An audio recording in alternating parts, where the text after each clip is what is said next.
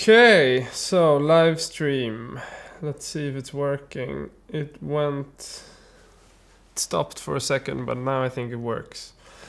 So let me just check so that I am sure that it works. It's snowing. Misery. I mean, I like snow, but not now. Wait, just a little bit. Okay. Live control room. It seems to be okay. So if anything happens with, the timing of the audio, let me know. Sometimes it seems like I have to restart the encoder. I am not sure why, but kind of strange. It's still like a trial and error. This is the 5th live Q&A, so we're still trying to get this to work. Not entirely sure how I'm doing with all this, like the bit rates and all that. What is best? If anybody has any suggestions, anybody has any experience from live streaming, let us know what is the optimal like bit rates and the settings and all that, because we're still trying everything out. And so far so good, I guess. Okay. So, somebody asked, let me see if it was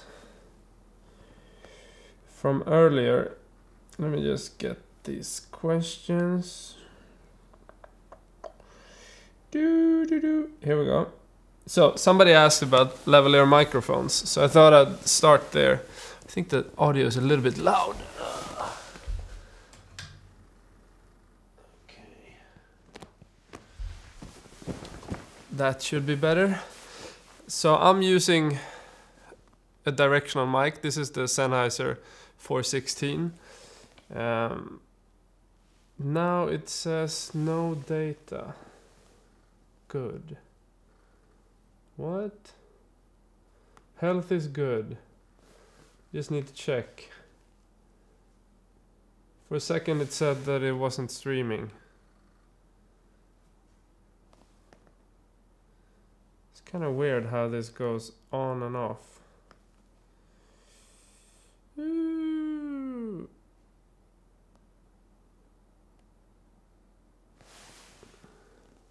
Okay, it says that it's okay, so let me know if it isn't.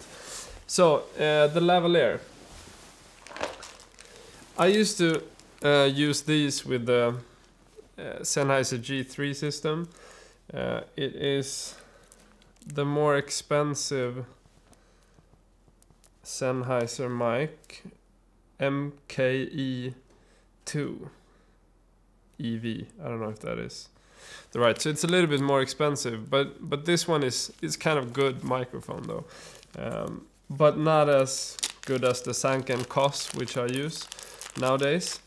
But when I used these, you could get these things.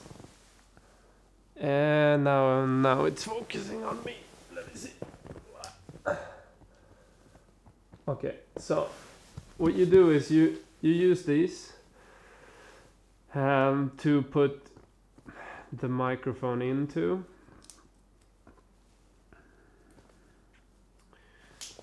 Oops.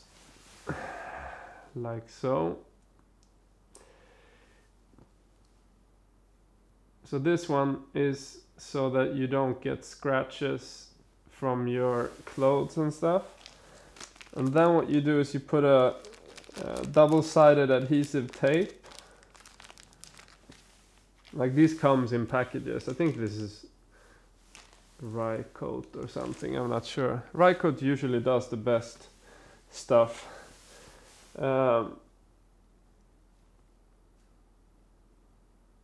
let me see. You put this one on just with tape, and then you get adhesive tape on this side. So you have adhesive on this one, and you have it on the other side.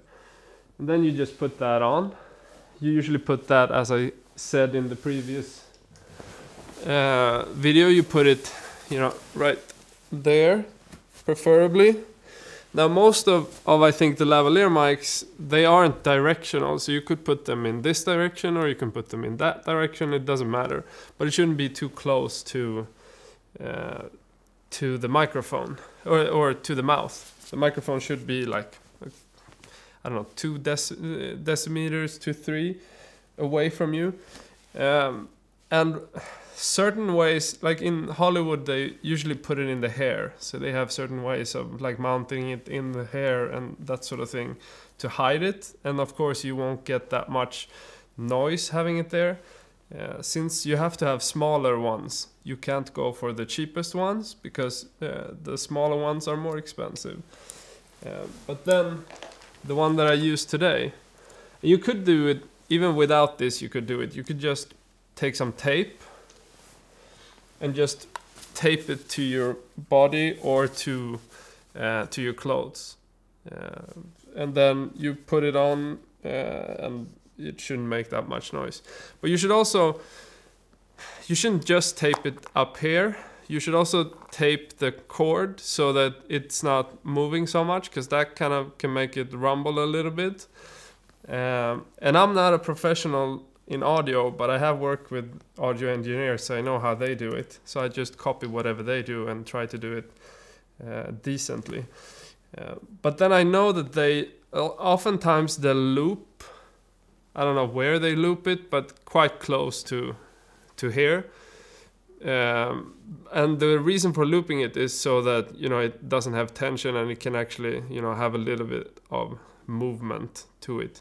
Could be further down. I'm not entirely sure. So if somebody in audio is watching this, comment below.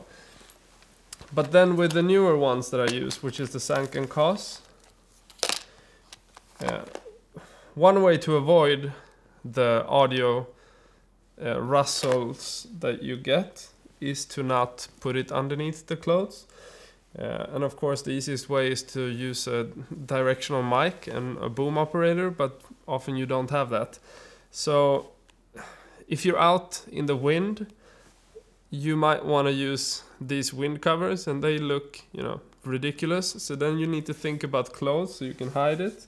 That's kind of obvious, but still it's often how I avoid getting, you know, rustles.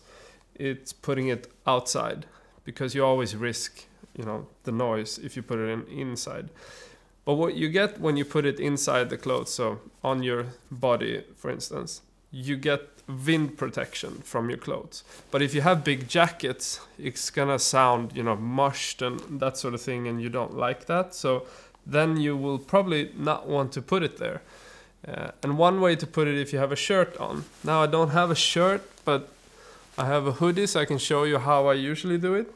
I usually loop it around the head, put it in somewhere, you know, where I can get it in, where it's not visible. And then I put it somewhere, you know, to hide it underneath the, let's say this is a shirt. So this would be, so you would have a shirt that goes down like so. You put it in here, so then you hide it. And if you have a shirt, then you're not gonna hear that much noise. So that's one good way of doing it. Now this is gonna be a lot of audio talk in the beginning, because there's so many ways of mounting a microphone. But bear with me, I think it's good. And then the other way, which I usually do now, is you have this adhesive tape. Adhesive tape is always like double-sided, is always good. And this is like the invisible lavs that I had in the other, what is it called? Invisible lav covers. It's what was in the audio video that I posted before. So check them out if you don't know what I'm talking about. But let's say, okay, you have a Sanken Cos, 11D I think they're called. What you do is you have this one, and this one is used so that you don't get, you know, rustles from the clothes. So you put this one on, you put this in the middle like so, and then you put this adhesive tape which has a hole in it for the microphone.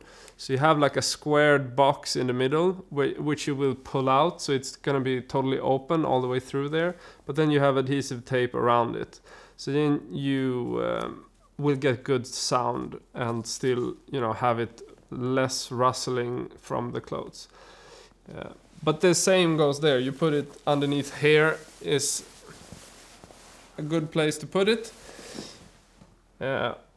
But sometimes you can't, and then you try to put it, you know, in a collar, or you try to hide it. Maybe you have like a shirt that you can, you have different colors, so you can have skin tone color on these too. But you can put it outside, out through a black shirt, and it wouldn't be visible. But that's because these are small, so you should use the smaller ones, which are more expensive if you can afford them. But otherwise, you know, you have to find a place where it's not visible, and one way of doing it is using a black one on black clothes or so. Okay, so hope that helps. That is how I usually mount them. But I think if you can, a good way to avoid the rustles that you get from lavalier microphones is to just put it outside on your clothes. I used to think like, oh, but it's so ugly and like it's a problem. Nowadays I don't though. I think the issue I had with it before was that, oh, it looks like it's not documentary. But then I realized that nobody cares. Like people watching, nobody cares really. It's just you that are a filmmaker that trying to, you know, envision this way of your film being totally documentary. That's what, you know, you have to drop, and nobody sees it if you don't, you know, act like it's supposed to be seen. Okay, so next question.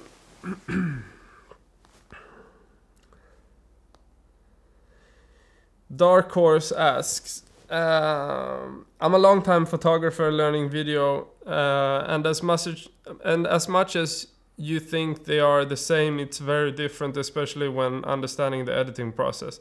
Not really a question, I guess, but they are. I came from photography background, and I think they're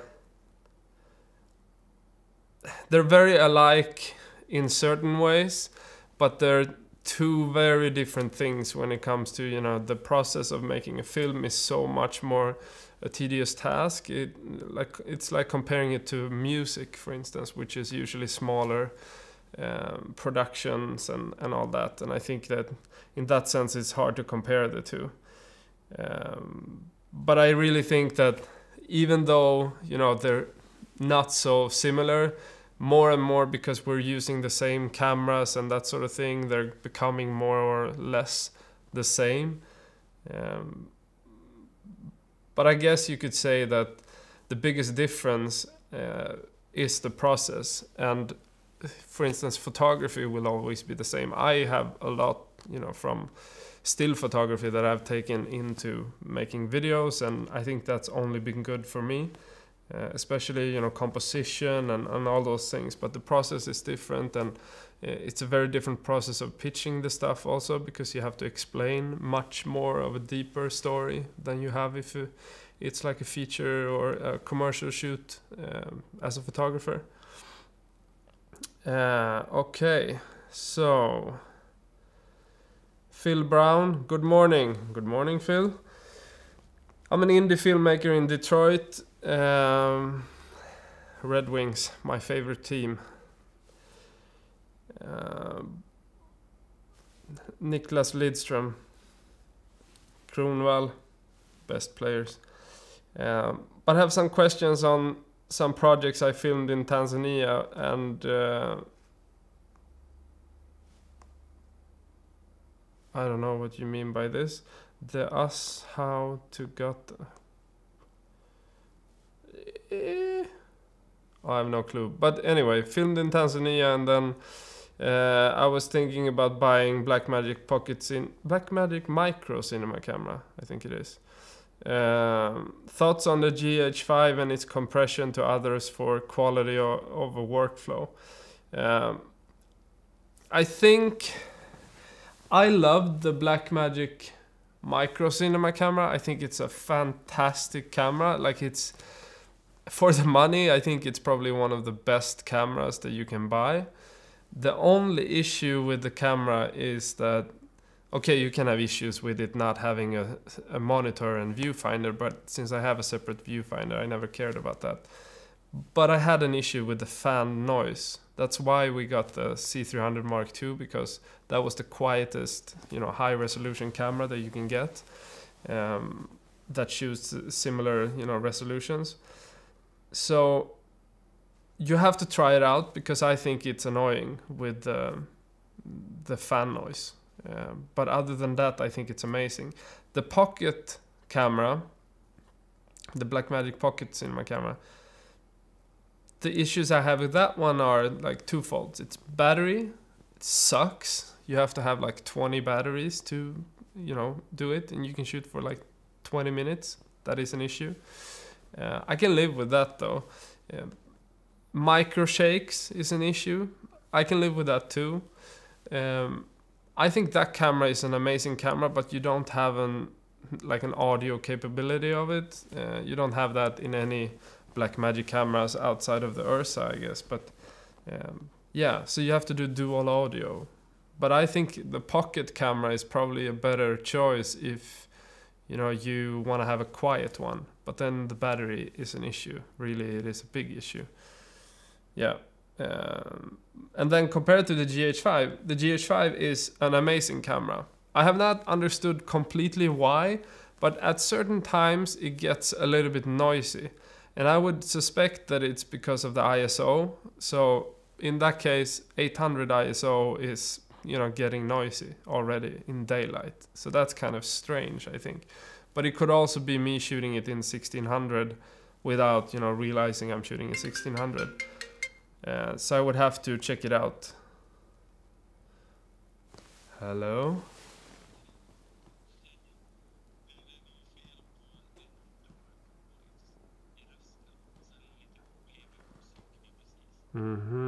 Okay, so we have issues with the stream. I'm gonna restart it.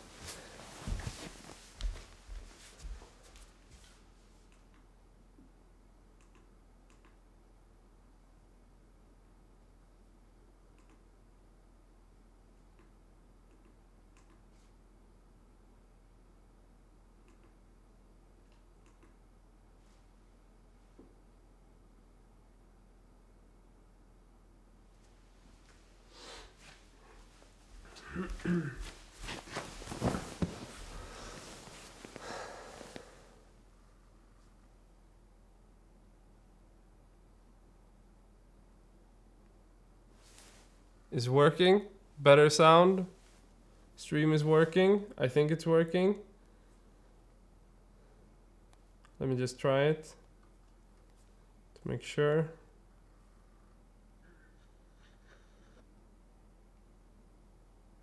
Seems to be working. Okay.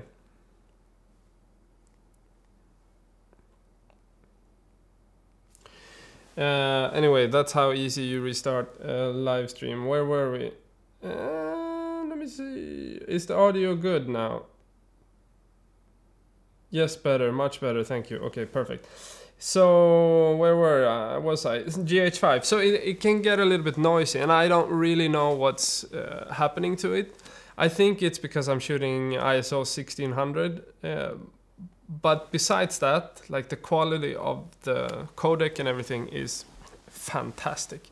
It's the same type of bitrate that you get out of the C300 Mark II, but it's not close to being as good. I guess there's a twofold thing. You have both a bigger sensor, which generates less noise in a C300, but you also have probably the noise reduction that the C300 is doing in camera is probably a little bit better, so it looks good even though it does noise reduction. I'm gonna try the GH5 also with noise reduction, because maybe it can solve the 1600 and above ISO ranges a little bit. But other than that, the camera is fantastic. I've shot the last 4 episodes with the GH5.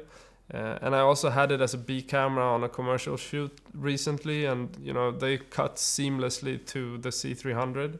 So it's an amazing camera that has pretty much everything. You have an add-on adapter that you can use for XLR, amazing. So you can rig it up to be, you know, a professional camera with XLR microphones if you want to, or you can have the little handheld style that I use when I vlog. So in that sense, it's a much more versatile camera than the Blackmagic smaller cameras. Okay, so hello, what's the hardest aspect editing that you find the most challenging, and what tips do you have to give for people new to editing? I think editing is really hard. It's such a tedious process. Like editing can take so much time and energy out of you. So I've found the best time for me to edit is in the morning. The first thing I do every day is do all the editing. I'm pretty much not, you know, responding to anything. I don't look at emails. I don't look at social media or anything. Once I'm here in the studio, I just edit. And I focus on that until, you know, I get sick of it, which usually is around lunch or so. And then afterwards, I have tons of stuff that's other stuff that has to be done, and I do that then. So whatever time you're the most effective, that's when you should edit, because you have the most energy then, and you're the most creative, and you can focus the best at that time. That's probably the hardest aspect of editing, is to kind of get yourself in the right mindset to edit. Because it can be so boring to know that you have to go through hours and hours of material, and you're only looking at, you know, structuring the project. You're logging the stuff before, or you're syncing stuff. It's so boring. So usually that stuff that's the most boring, that isn't editing, creatively editing, I usually put that to the afternoons. So I do the creative editing in the mornings, and then I do the more tedious process of like syncing and that sort of stuff later in the day, when, you know, it's just, you just do it like a robot. And tips to new people editing: edit a lot, like do stuff all the time, because it takes hours and hours and hours to get good at editing. I guess it's kind of easy to start to edit to music. I would say avoid that. Try to tell stories. Try to develop, you know, storytelling skills. Read books on narrative structures and storytelling, because that can help, you know, immensely when it comes to editing and structuring stories and putting scenes together and developing a dramaturgy or a narrative that, you know, pushes things forward. Yeah.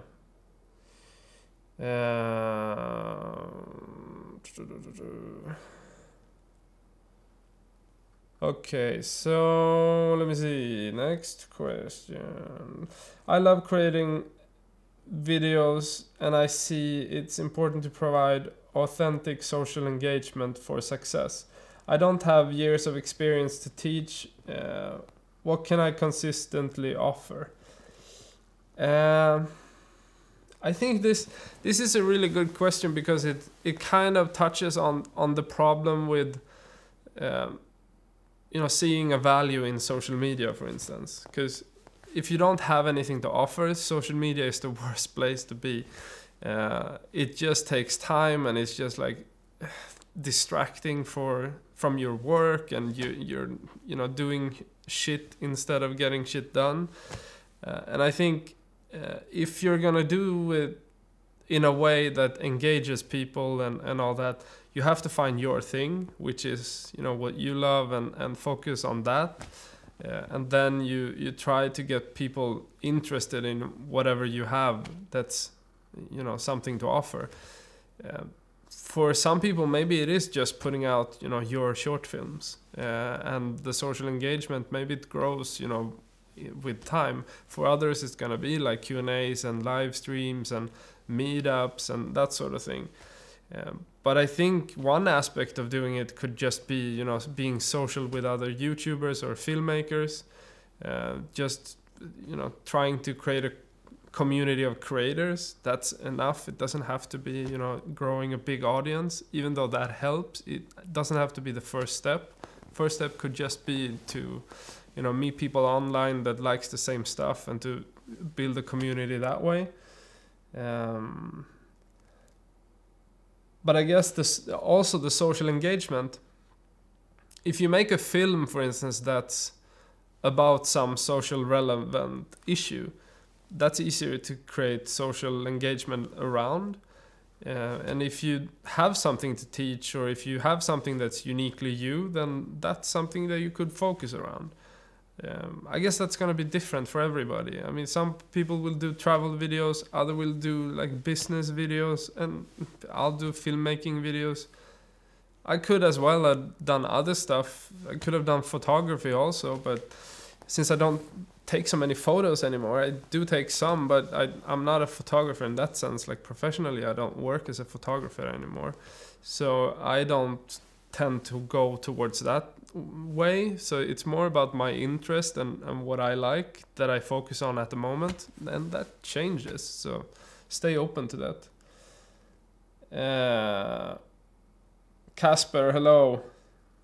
Norwegian neighborhood. We're going to Ålesund in like next week, I think, to shoot.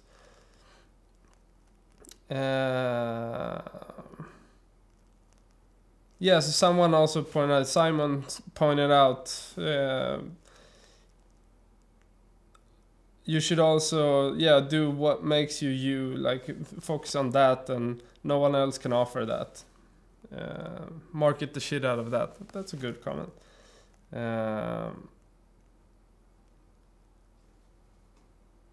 Thought you were rolling a joint, lol. Yes. Not today. Looks different. Okay, so this is a conversation. So let me just go down. Anybody knows if the the A6300 Sony still has overheating problems? Answer. Let me see.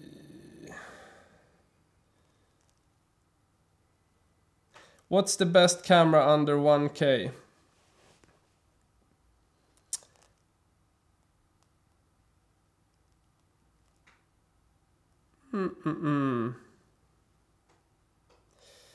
I guess this is a hard one because I really don't consider cameras under 1K to be, professional enough to shoot with on an advertising level, or on a project that you want to have be launched, on television or that sort of thing. You can definitely, but it will make it much, much harder. Now, the pocket cinema camera, for instance, is in that price range, so that's a good camera to shoot on. But what you get when you shoot on a camera that's 1K is that you always get difficulties. You have to record dual sound to get good sound. There's always going to be those types of issues. You're going to have the battery problems, for instance. So I guess you need to kind of think about those things. And like all cameras in that price range, all of them can work. That's not an issue, I think, really. But the issue that you're gonna get is that you're gonna get compressed material if you don't use, for instance, a Blackmagic camera. And then you will have problems grading it. So you have to shoot most of it in camera. You have to set the look and all that in camera as much as you can with lighting and all that. And usually you don't have that time. So in that sense, save up to a more expensive camera because it can save you a lot of time.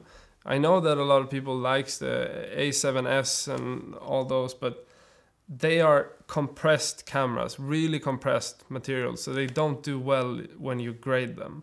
They do great if you get the right look in camera. Then it's an amazing camera. But as soon as you try to push it, it breaks apart. And you have to be aware of those things in that price range. And Nathan asks, hey Johnny, any advice how I too can dress like a rejected 90s rapper? Yeah, just look.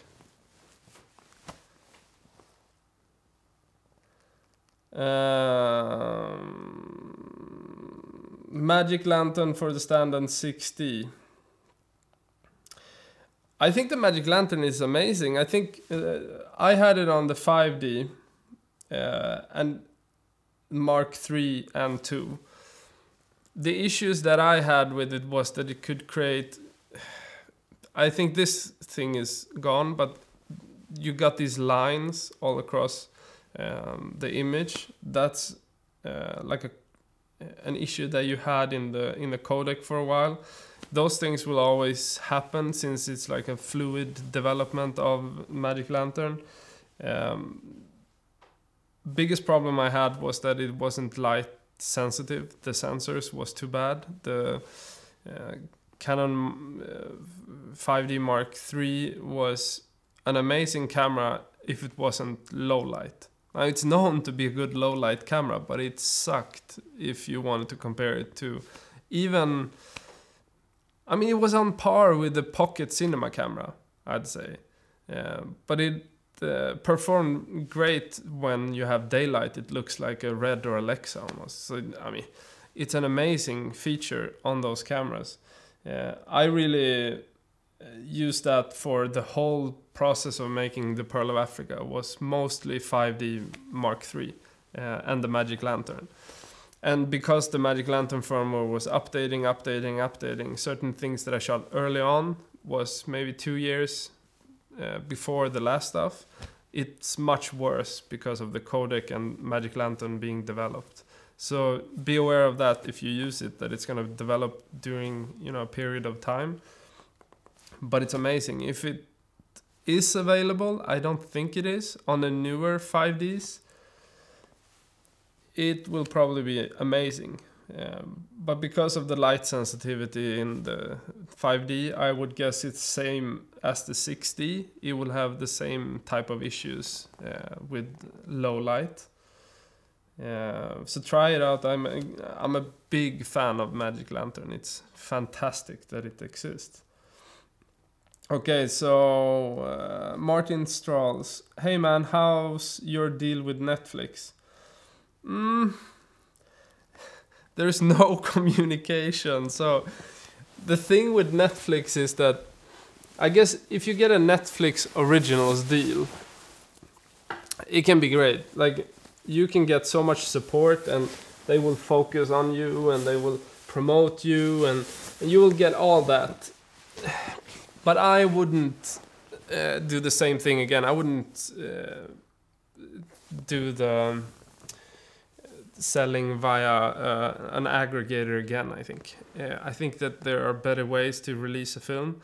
I think either go with a distributor that, you know, can push it out, that has, you know, passion for your project, or I think find alternative ways, because in our deal there's so much that limits us. It even limits me to talk about it, so I can't say much about it, like concrete things, because of the contract that I've signed, and those things annoy the hell out of me. I think it's really bad for Netflix. I think it's bad for us, for the project and everything.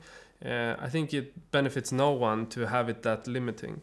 And be aware of those things if you try to sign with Netflix or anybody else, because everybody will probably have the similar type of agreement. Be aware that once you sell to them, it's their project until the rights goes back. So you don't have much say, you don't have much to do with the project, it's just there, and whatever happens, happens. I don't even know when it's gonna end up in Sweden. It was supposed to end up in Sweden last year, it didn't come, so it's been on TV here anyways, but it's annoying that you have no communication. So yeah, that's Netflix.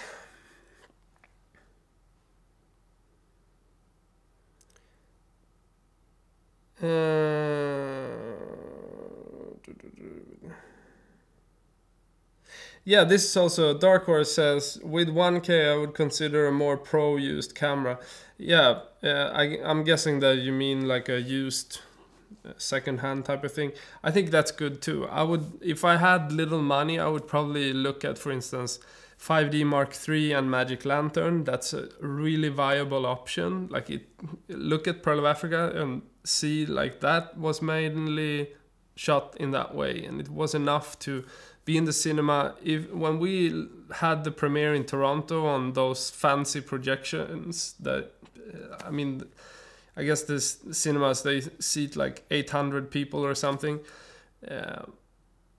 It is an amazing screen to watch your film at. It was sharper than it was in the edit and the post-production on those screens. So be aware that like that camera, it holds up on the big, huge cinemas with 800 people in Toronto at the best screenings in the world. It's, you know, the cinema is like state of the art. It holds up there, no questions asked. Like everything looks so good. Better than most films that you see there. And still, you know, it is shot on a 5D and a Blackmagic Pocket cinema camera. So I guess that answers how you get the most out of 1K. Brick Media, which is the best budget camera to start out with? Pocket cinema camera, I'd say. Because it also focuses on, it forces you to learn how to handle a manual camera. And don't underestimate that.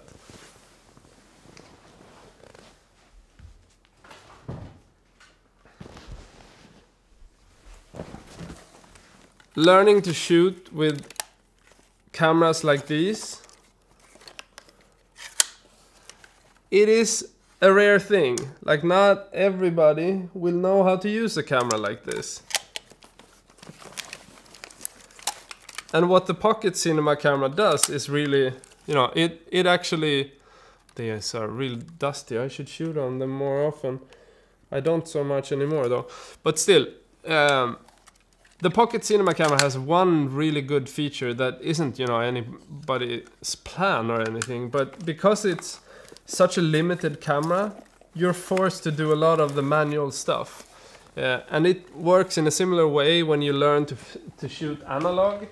You learn to shoot in a similar way with film. So it's a really good way to learn how to make films and how to expose properly and manually and all that, because you can't use autofocus and you can't use, you know, higher ISO range. So you have to light stuff. And it forces you to learn more and push yourself. And yeah, that's why I'd take that one over anything else. So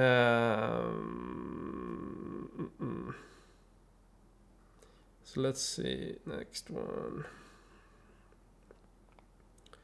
Yeah, Sony relies heavily on accurate picture profiles. Their color science isn't great.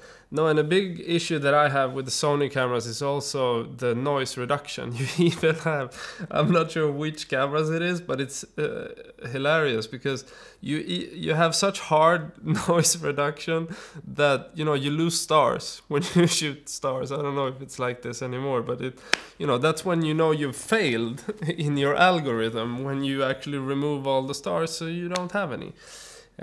So those things I don't like that so much. I think it's a really big issue that I have with Sony cameras, that they do too much noise reduction, that faces looks unnatural, and you know, you lose a lot of details. But then it's like they remove noise. This is how you do it in post also, but it becomes more unnatural when I see those cameras. Because they remove noise and then they add sharpening. You get certain features that pop out and it looks unnatural to me. Other people will think other things, but that's why I don't like Sony cameras so much. And also because of the compression.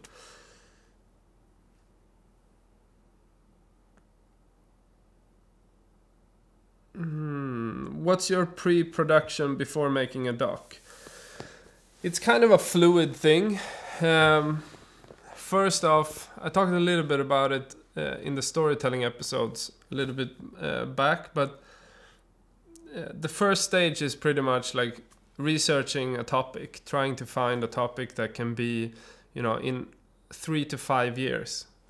What's going to be interesting in 3 to 5 years? Now this is for a feature film or a TV series. I don't know what it's going to end up being.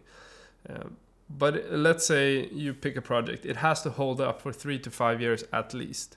So you look at topics and research that and try to figure out what's going to be popular or interesting to people then. When you've set that, you do deeper research and you try to start to look for like characters that can, like what type of characters, what type of stories are kind of showing that, the ID that you have. And then you go out, or I go out and I shoot those people one at a time. I meet with them, I do like pre-interviews with them. You do a lot of research for a long time, and then I shoot, and then I go back. Think about like, okay, so they said in that interview. That story, this is something that's in the new film, for instance.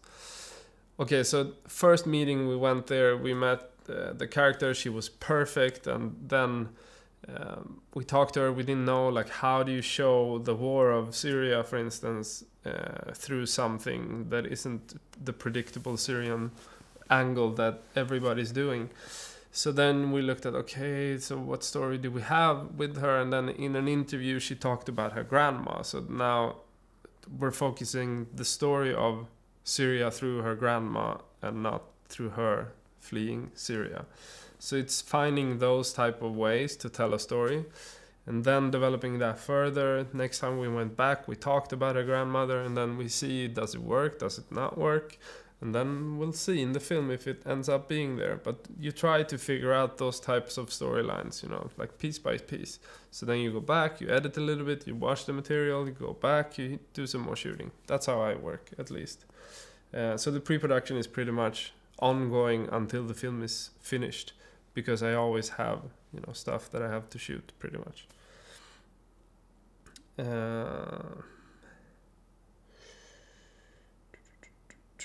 Let's see.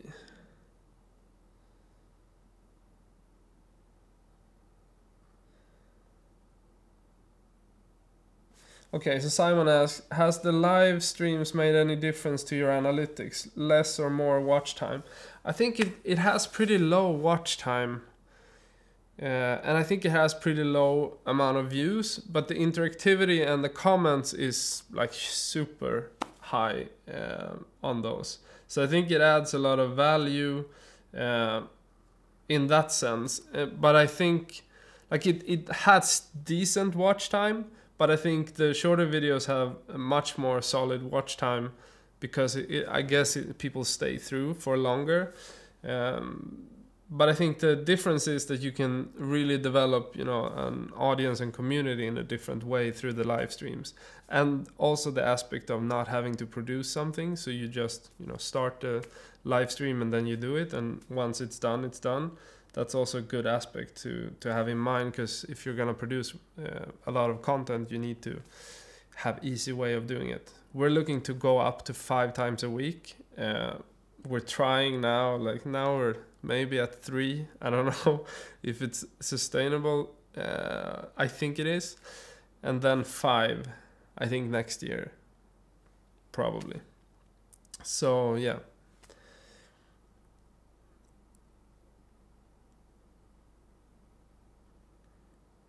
Yeah, so next question. How could I convert a Blue Jedi into a boom mic? I have no idea, because I don't know what a Blue Jedi is. So anybody that knows, comment. It's actually, Simon asked if it's a Hasselblad. It's actually, I guess it's this one that you asked. It's a Mamiya. I need to hide my face if it's gonna focus. No, focus. Focus.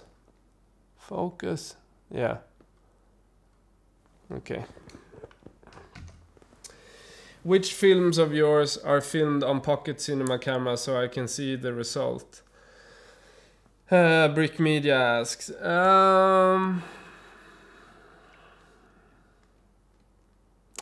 I've mixed so much during all productions that I make. It's always been a B camera for me. Let me think. Let me see here if I can get the Pearl of Africa film up, because then maybe I can actually say where it's a lot of pocket cinema camera. Yeah, okay. So in the Pearl of Africa, for instance, most of the stuff in the hospital is pocket cinema camera.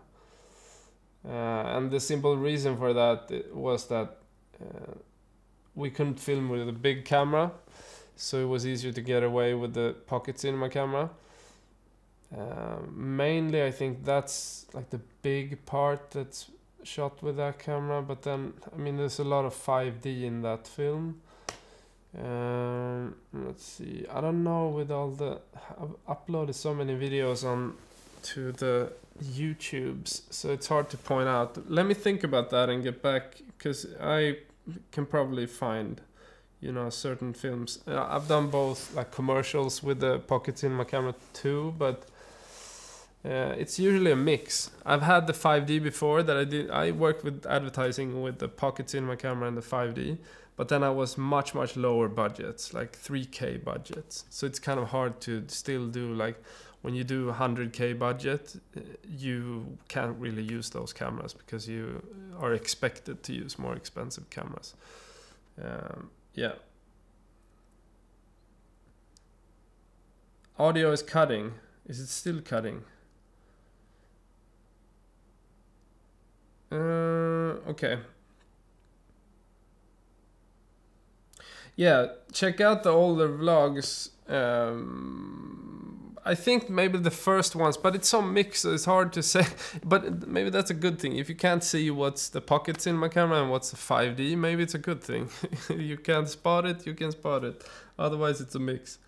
Okay, so Dust Productions. How do you find ambitious people to work with if you live in a small town in Sweden and don't want to move to Stockholm? YouTube. Amazing platform. I think that's the way. I think it's really hard to produce stuff if you don't think globally. I think it's hard in Stockholm. Stockholm is too small to produce stuff. Like even Sweden, I can't find, you know, anybody on YouTube to collaborate with on like bigger things in Sweden, because it won't, you know, be a boost to the channel. There's a lot of people that are like talented and all, but there's not a lot of people that are established filmmakers on YouTube. The people that were, they kind of faded away and then, you know, went on to something else. There's a lot of YouTubers in Sweden, but not filmmakers. And I think that's the biggest problem with Sweden, if we talk about Sweden. But if you look globally, there's so many people that you can collaborate with, and people are moving, you know, everywhere, moving around. It doesn't have to be like you work with one person for a long time. You can just collaborate on certain things, and we hopefully are collaborating on a thing with somebody soon. I'm not gonna say, but hopefully, if all works out, we might do something. And that's a Canadian, so who knows? And earlier we worked with Mumbo from London. So it's kind of, I don't know, whatever you want to do, find that community online. That's all I can say. Like if you have a passion for something, there is some place online that you can find that. I think also go to festivals, like that networking aspect of it is amazing. Do workshops that you can, like all those things where communities meet is a great way to kind of build communities online, even if it's a physical thing.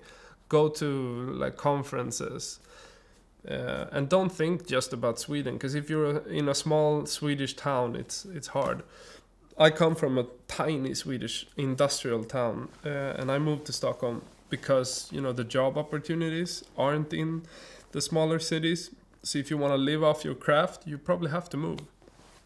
It's simple as that. Like even in Gothenburg, which is a big small town in Sweden, you won't get a salary that is anywhere close to what you get in Stockholm, for instance. And, you know, bigger cities will give you even more money to work with. Yeah, hope that helps. HLC Media, any tip for new YouTuber with a small number of subs? how to faster get more subs. First off, patience, patience, patience. Like, it takes a lot of time to get an audience. I don't know if you know about Daryl Eves. You probably know this, but otherwise go check him out. Because an interesting thing that I think a lot of people kind of like, they don't focus enough on this, is that all you need to put out good stuff all the time. But what you really need is like one viral video, and it can kick your channel. You know, for us, we had one video that made us go from, like, I don't know, 10K to 30K in just a matter of like 2 months or something. So it's often about this one video. And the thing is that one video is something that YouTube needs to pick up and push out to people. So in the first day that it comes out, you really need to make as much views as possible. So that means that you have to try to do a PR campaign or an online campaign to get so many views in one day as you can. Get it on Reddit, get it viral somewhere. And it's not about like doing viral stupid videos just for the views, because then you will get, you know, subscribers that aren't interested in what you do. So it has to be, you know, true to whatever you want to do in the end. I think you can see a lot of those, like, people get featured on somebody's channel and then they stop, like they get a boost and then nothing happens for years. And I think that's the risk of doing a viral video. But I think pretty much all channels that go from, you know, they take off and go from little to big in a short amount of time, they have a viral video. In whatever level that is. It can be, like, for us, like 400,000 views, or it can be, you know, 50,000 views. It depends on what level you're at, or millions of views. Yeah, so you need to put out stuff consistently. If you can go to daily, that will help you immensely. But we can't go up to daily because we have work to do with other stuff. So we're gonna try 5 times a week, but you have to push to get to 5 times a week, I'd say. And find a way that makes that sustainable.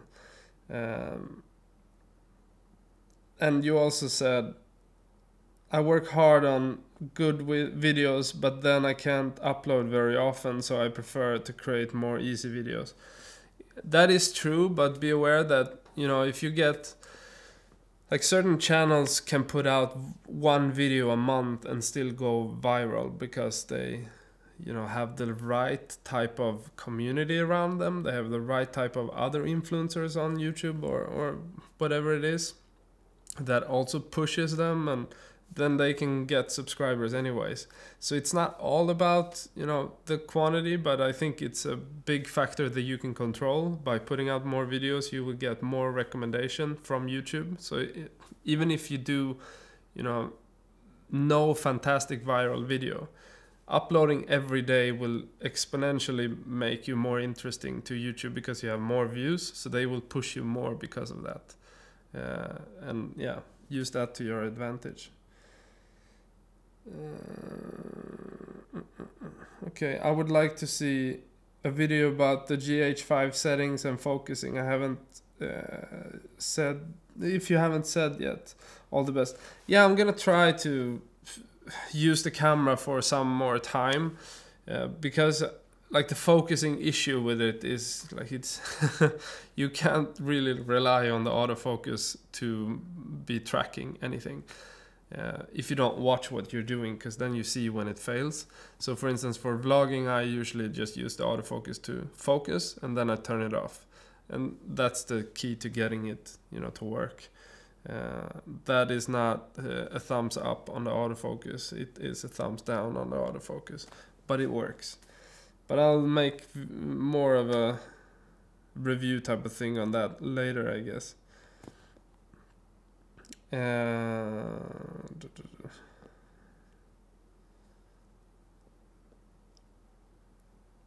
Have you ever considered doing a video for YouTube with your brother? It could be very interesting. Hear you mentioning him often. Yeah, usually he's the one that sees to this, that it works, you know, with the technical stuff. He was the one that called earlier. I'm thinking we're gonna do something like a Q&A also later, because we usually do stuff when we film. Like we're always shooting now. We actually sign into our contracts with advertising agencies that we can shoot behind the scenes and use it for the vlog. And that's a key thing, I think, in the end, that we can incorporate that into what we do. So we can go out and do commercials, but still, you know, document it here. We haven't started to push much of that out yet, so it's gonna come. He always shoots that, so it's gonna be interesting if we do a live Q&A, for instance, talking about that maybe. And then also because he is the producer to my films, so you can probably talk a little bit about that. And he's doing all the marketing basically for Creative North, so he has most of that. Like the analytics is his thing. Okay, so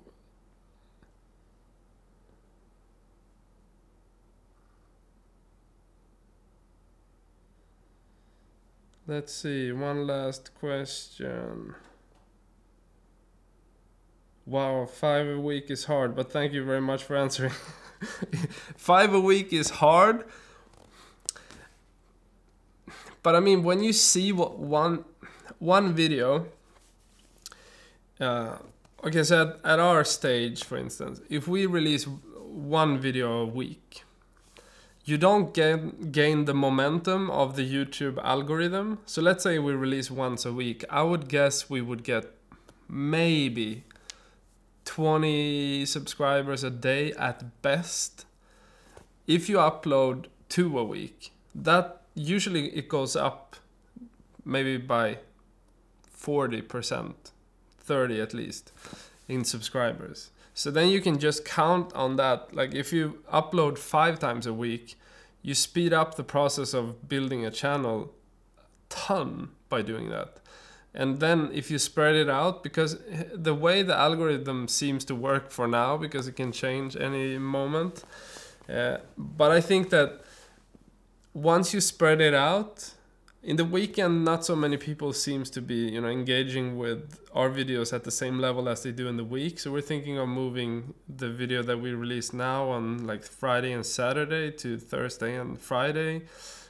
But I think one thing that we're gonna have to try out is to track if, for instance, having a gap with 2 days in the weekend, if that's a bad idea, if it would be better to have like 1 day gap in the beginning of the week or middle of the week and then one on the weekend.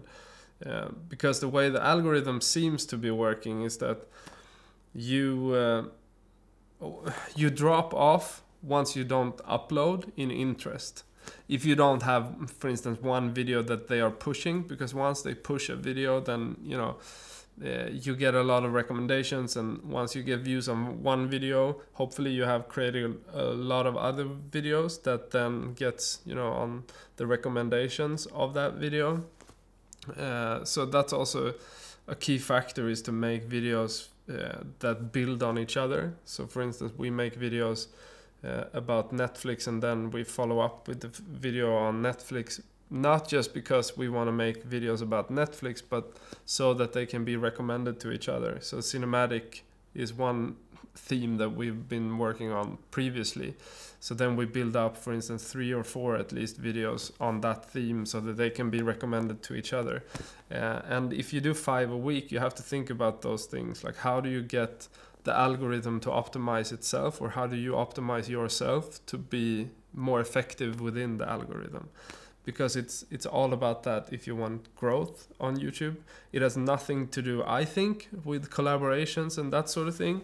I'm sure that, you know, people will argue differently, but I don't think that collaborations is such a big boost as people think.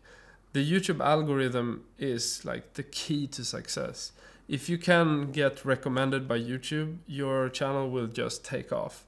And it's what you do once that happens. Once you take off, you have to kind of build on that. You have to release new videos on the same theme as that to get more recommendations. What you essentially want is to get all videos that are recommended on that popular video to be your videos.